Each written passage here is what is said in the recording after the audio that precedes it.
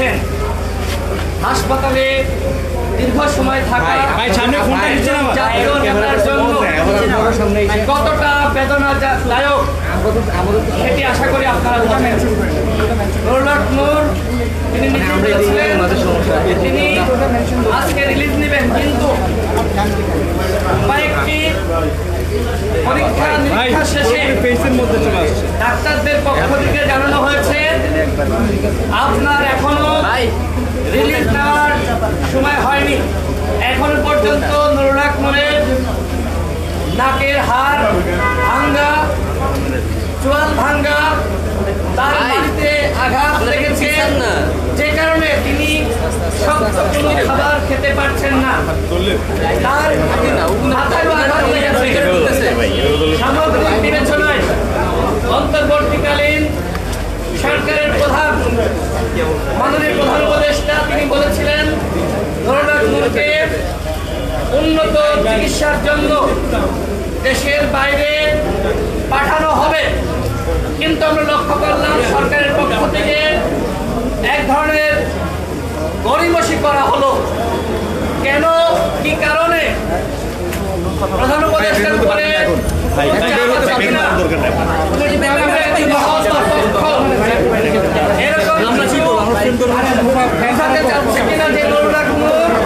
সুস্থ হয়ে উঠছেন অথবা দেশের বাইরে নিলে এই যে নুরুল্লাহ নূর গুরুতর আহত হয়েছে সেইটা আপনাদের ফোনগুলো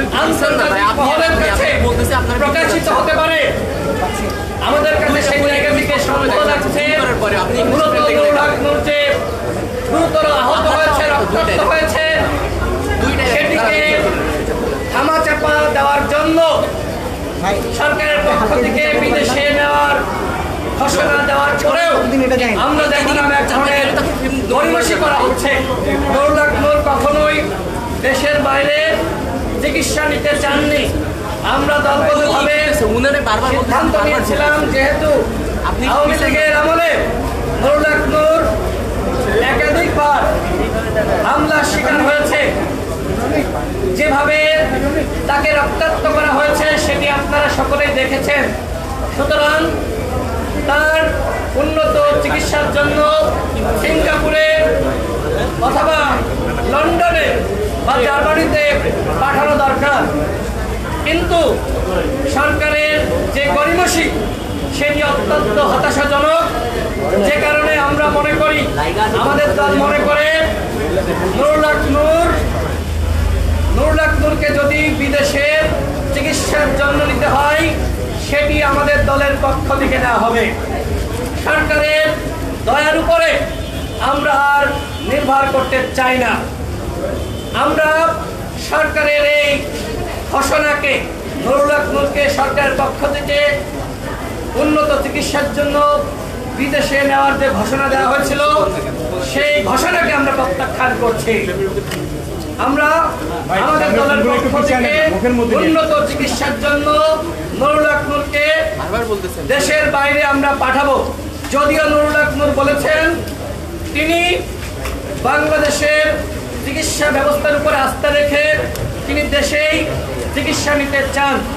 প্রিয় সাংবাদিক ভাইরা, এই ঘটনা 17 দিন অতিবাহিত হতে যাচ্ছে, এখনো পর্যন্ত সেনাবাহিনীর যারা এই ঘটনার সাথে সম্পৃক্ত, পুলিশের যারা এই ঘটনার সাথে সম্পৃক্ত, কাউকে এখনো পর্যন্ত গ্রেপ্তার করা হয়নি, তাদের বিরুদ্ধে কোনো ব্যবস্থা গ্রহণ করা হয়নি। এই ঘটনা স্পষ্ট ভিডিও রয়েছে, সিসিটিভি ফুটেজ রয়েছে, কিন্তু তারপরেও এখনো পর্যন্ত সেনাবাহিনী এবং পুলিশ বাহিনীর যারা এই ঘটনার সাথে সম্পৃক্ত তাদের বিরুদ্ধে ব্যবস্থা গ্রহণ না করা আমাদের মধ্যে এক ধরনের সন্দেহ এবং সংশয় সৃষ্টি করেছে আদৌ এই ঘটনার বিচার হবে কিনা। আমরা বরাবরই বলছি, এই ঘটনাকে কেন্দ্র করে পুরো সেনাবাহিনী এবং পুরো পুলিশ বাহিনীকে আমরা দোষারোপ করছি না। আমরা শুধুমাত্র এই ঘটনার সাথে যারা সম্পৃক্ত, যারা এই ঘটনার নির্দেশদাতা, তাদেরকে চিহ্নিত করে আমরা বিচারের আওতায় আনার দাবি জানাচ্ছি। আপনারা জানেন একটি তদন্ত কমিশন গঠিত হয়েছে। সেই তদন্ত কমিশন আমরা শুনেছি যে তারা কাজ শুরু করেছেন, যদিও তারা এখনো পর্যন্ত তথ্যপত্র সংগ্রহ করার জন্য আমাদের সাথে আনুষ্ঠানিকভাবে যোগাযোগ করেনি। অন্য একটি মাধ্যম, প্রশাসনের একটি মাধ্যম আমার সাথে যোগাযোগ করেছে এবং কিছু তথ্যপত্র চেয়েছে। আজকের এই সাংবাদিক সম্মেলন থেকে আমরা তদন্ত কমিশনকে বলতে চাই, আমাদের সাথে আপনারা সরাসরি বসেন, আমাদের কাছ থেকে বক্তব্য গ্রহণ করেন। আমাদের কাছে যে ধরনের প্রমাণ আছে, ভিডিও আছে, আমরা আনুষ্ঠানিকভাবে সেগুলো আপনাদের কাছে আমরা সরবরাহ করতে চাই। এই তদন্ত কমিশনের উপরে আমরা আস্থা রাখছি। আমরা তাদের কাছে প্রত্যাশা করি যারা এই ঘটনার সাথে সম্পৃক্ত, তাদের বিরুদ্ধে অবশ্যই উপযুক্ত ব্যবস্থা গ্রহণ করতে হবে। সর্বশেষ বলতে চাই, নুরুল হক নূর হাসপাতালের বিছানায়, শুধুমাত্র নুরুল হক নূর হাসপাতালের বিছানায় না, আগামীতে আপনাকে কিন্তু এইভাবে আইসিইউতে আসতে হতে পারে। সুতরাং এই ঘটনার অবশ্যই বিচার হতে হবে। অন্যথায় আগামীতে যারা জুলাই বিপ্লবের নায়ক, তাদেরকেও কিন্তু এই বিভিন্ন বাহিনীর সদস্যরা বা ছাত্রলীগ যুবলীগের ক্যাডাররা আশকারা পেয়ে তারা কিন্তু রক্তাক্ত করতে পারে, হাসপাতালে পাঠাতে পারে। সুতরাং আমি মনে করি শুধুমাত্র নুরুল হক নূর আক্রান্ত হয়নি, পুরো বাংলাদেশ আক্রান্ত হয়েছে। সুতরাং যারা অন্যায় করেছে, অপরাধ করেছে, রক্তাক্ত করেছে, তাদের বিরুদ্ধে যদি সরকার ব্যবস্থা গ্রহণ না করে, তাহলে 48 ঘন্টা পর আমরা এমন কর্মসূচি দিব, সরকার কিন্তু আমাদেরকে আর থামাতে পারবে না। আমরা এখনই বলছি না, কিন্তু সেটি হতে পারে যমুনা ঘেরাও অথবা সচিবালয় ঘেরাও। স্পষ্ট কথা, স্বরাষ্ট্র উপদেষ্টার নির্দেশ ছাড়া এই ঘটনা ঘটেনি। স্বরাষ্ট্র উপদেষ্টা এই ঘটনার সাথে সম্পৃক্ত, যে কারণে স্বরাষ্ট্র উপদেষ্টাকে এই ঘটনার দায় নিয়ে অবশ্যই পদত্যাগ করতে হবে। অন্যথায় 48 ঘন্টা পরে যদি গণ অধিকার পরিষদের নেতাকর্মীরা সচিবালয় কিংবা যমুনা ঘেরাও করে, এর পুরোপুরি দায় বর্তবে সরকারের উপরে।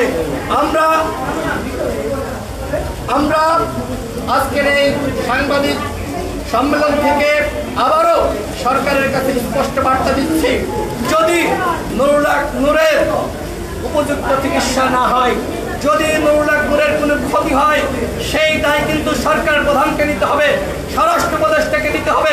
এখনো পর্যন্ত আমরা এতবার বলার পরেও কেন এই স্বরাষ্ট্র উপদেষ্টাকে সরানো হলো না, কেন তাকে জবাবদিহিতার আওতায় হলো না, সেটি আমাদের মধ্যে এক ধরনের সন্দেহ তৈরি করেছে। এই ঘটনার সাথে অবশ্যই সরকারের দায় আছে এবং সেই দায় স্বীকার করে নিয়ে অবশ্যই স্বরাষ্ট্র উপদেষ্টাকে পদত্যাগ করতে হবে। যদি কোনো প্রশ্ন না থাকে তাহলে আমাদের সাংবাদিক সম্মেলন শেষ।